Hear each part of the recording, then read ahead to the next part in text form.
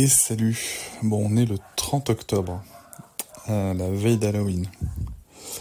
J'ai un peu disparu depuis 10 jours. Je vais t'expliquer pourquoi. Je t'avais laissé avec cette histoire d'échographie qu'on devait passer pour l'estomac et tout. Et en fait, tout va bien. Voilà, donc la grossesse va bien. C'est pas la première fois que je te le dis, mais vu qu'on en met le doute, voilà, ça, c'est important de le redire. Et en fait, ce qui s'est passé, c'est que le lundi de cet écho, donc l'écho était le mercredi, pardon. Donc le lundi précédent, j'ai eu les gastro, j'ai parti en déplacement, bref, chaos technique, bam. Et j'étais pas bien, tu vois, de toute façon, j'étais pas bien. On fait l'écho, je commençais à aller mieux le mercredi, on fait l'écho, donc tout va bien. Tout va bien, et le soir, tu sais, je sens que mon corps commence à relâcher, et en fait, le jeudi, tu vois, nerveusement, bon, on retourne la gastro, mais le dos qui pète, des fois avec le stress, tu vois, je fais des dermites sur le visage, donc dermite qui revient. J'ai une choriorétinopathie, en gros, j'ai de l'eau dans l'œil qui se déclenche. Alors normalement avec de la cortisone, mais aussi avec le stress, c'est la première fois que ça me le déclenche, juste avec le stress. Et une fatigue énorme, tu vois. Alors j'ai déjà connu des crises de surmenage comme ça dans mon parcours pro. Et donc je me suis pas trop inquiété, même si là je te cache pas que comme ça va faire un petit peu 2 semaines, tu vois, que ça dure entre la gastro et la fatigue. Je vais aller voir le médecin là jeudi pour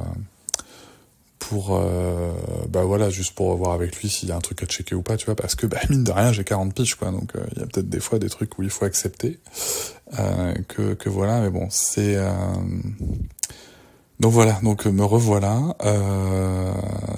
juste par rapport à cette période, tu vois, c'est marrant parce que je savais que avec la rentrée j'allais être vraiment limite niveau énergie et tout, et c'est ouf parce que tu vois je forme des gens quand même là-dessus.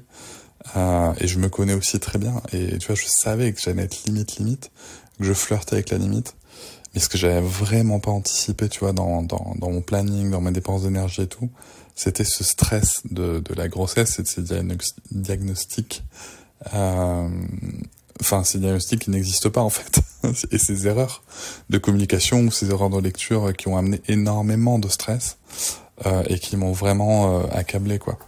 Donc voilà, donc là, bon, je me le dis pour plus tard, ou si jamais, tu vois, si demain je dois accompagner quelqu'un dans la compagnie enceinte, ou même une femme enceinte, tu vois, voilà, bien se dire que, attention, dans la dépense d'énergie, il y a la grossesse, mais aussi, tu vois, les éléments qui gravitent autour de la grossesse, comme justement ces éléments de stress, et donc bien faire gaffe à ça.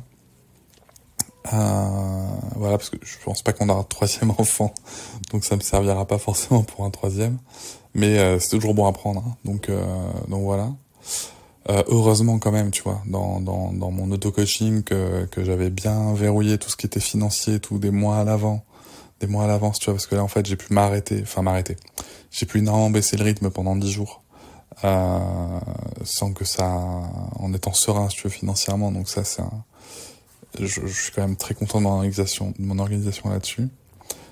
Et c'est marrant parce que tu vois, j'arrivais sur ménage, et c'est là où je m'aperçois vraiment qu'Instagram c'est aussi un travail. C'est que je voulais plus aller sur Instagram en fait. Tu vois, j'y allais pour poster des trucs. J'y allais vraiment petit à petit.